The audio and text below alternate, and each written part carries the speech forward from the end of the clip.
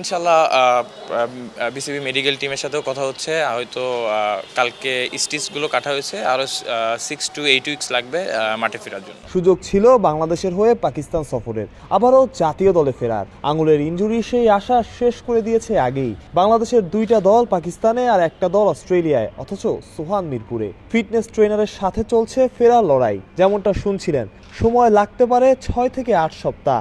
অর্থাৎ শুধু পাকিস্তান নয়, ভারত সফরেও থাকছেন না সোহান। শেষবার প্রতিযোগিতামূলক ম্যাচ খেলেছেন ডিপিএলে, তারপর আঙুলের অপারেশনের জন্য যেতে হয়েছে অস্ট্রেলিয়া। হাসপাতালের বিছানায় শুয়েই লড়াই করেছেন ছাত্রদের পক্ষে। তবে সোহান নিজেও জানেন তার মূল কাজটা মাঠে, উইকেট কিপিং গ্লাভস আর ব্যাট হাতে। যত যাই হোক, মাঠের মানুষের পরিচয় দিন শেষে মাঠের খেলাতেই।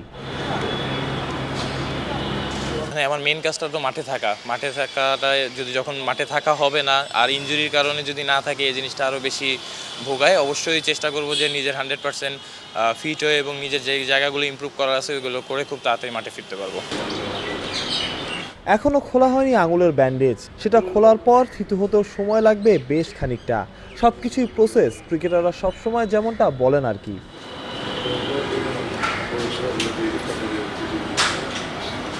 250-টিরও বেশি ডিজাইন অপশন নিয়ে ওয়ালটন স্মার্ট ফ্রিজ, বোঝে আপনার প্রয়োজন।